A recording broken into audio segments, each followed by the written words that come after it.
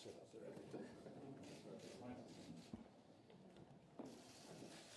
Mark was so nice with the plant. Coming back, I wanted to sit next to him. I must be honest.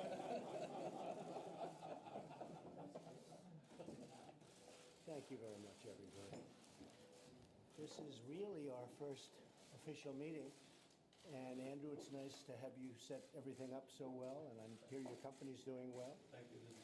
And I really do. I appreciate we'll get to know each other very well. We'll have these meetings whenever you need them, actually, but I would say every quarter, perhaps. You could say monthly, but then all of a sudden monthly becomes repetitive, as we know. It sounds good, but then you have to do it, and it's like, gets a little repetitive. But I would say probably on a quarterly basis. You are great people. You've done an amazing job, and the biggest in the world. And this is a worldwide meeting. And what we want to do is bring manufacturing back to our country. Vice President Pence, good morning, is very much involved with me on that. It's one of my most important subjects. It's what the people wanted. It's one of the reasons I'm sitting here instead of somebody else sitting here. And I think it's something I'm good at. We've already had a big impact. And I want to thank Mark and Ford because you've been great. I think Maryland is going to be terrific. We're going to find out soon, right? That's Lockheed Martin. And I think we're going to have a tremendous amount of business coming back. If you read today's papers, you'll see what's happening with 4 or 5 different companies that announced that they feel much differently.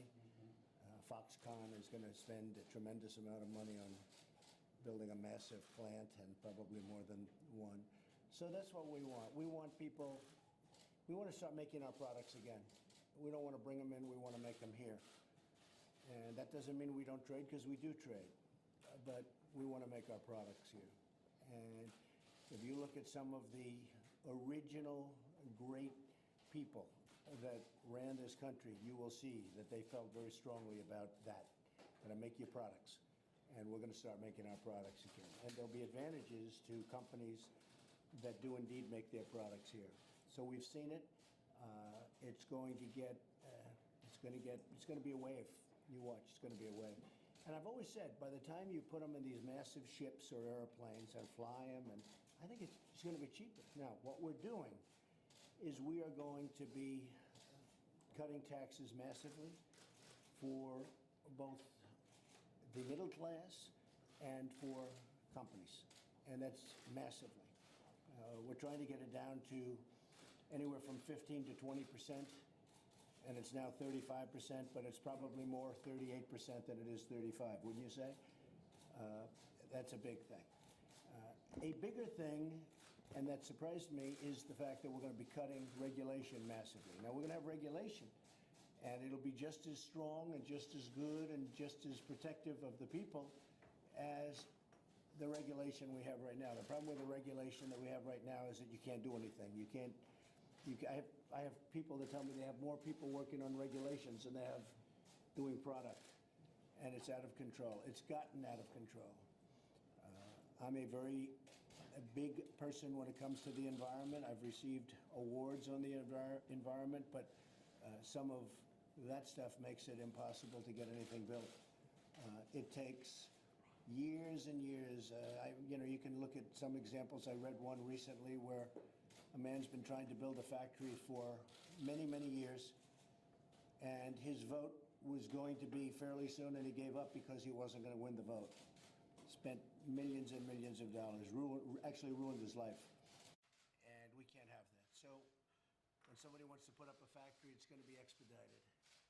And you have to go through the process, but it's going to be expedited, and we're going to take care of the environment, we're going to take care of safety, and all of the other things we have to take care of. But you're going to get such great service.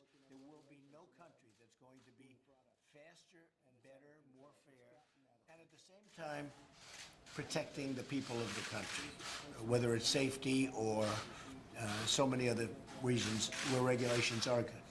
We think we can cut regulations by 75%. Maybe more, but by 75%, have, in a certain way, better protections.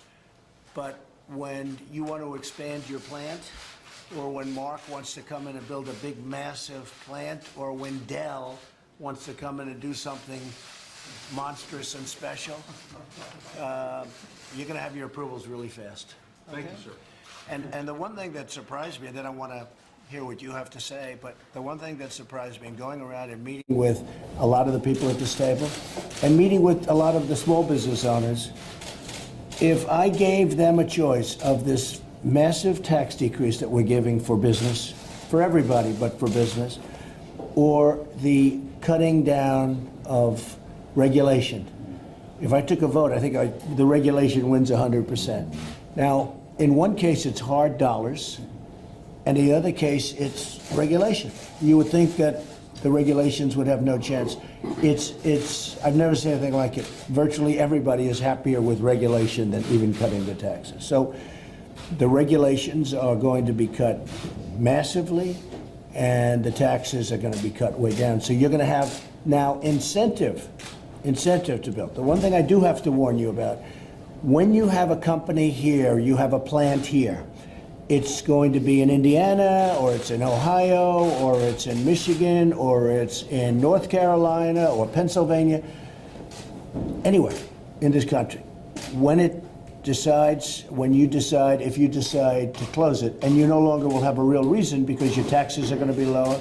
And by the way, if you go to another state, that's it, that's great. If you can go from Ohio to Indiana, or from Indiana to Ohio, that's fine. So you have 50 great, wonderful governors to negotiate with. So it's not like we're taking away competition.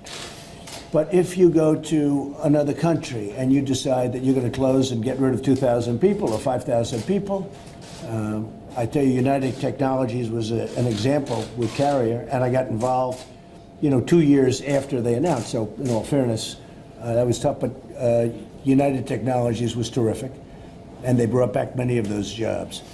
But if that happens, we are going to be imposing a very major border tax on the product when it comes in, which I think is fair, So a company that wants to fire all of its people in the United States and build some factory someplace else, and then thinks that that product is going to just flow across the border into the United States, that's not going to happen.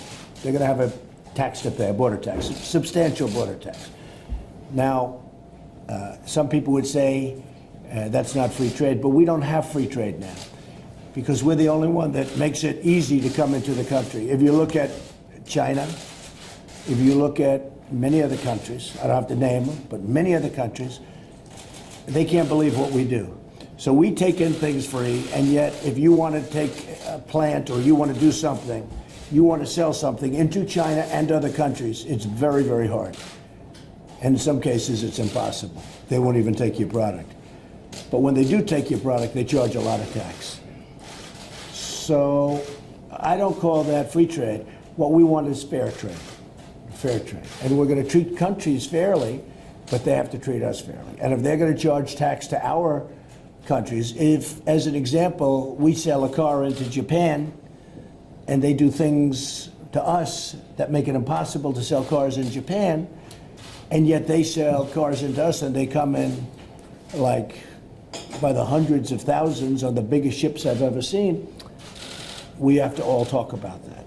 It's not fair.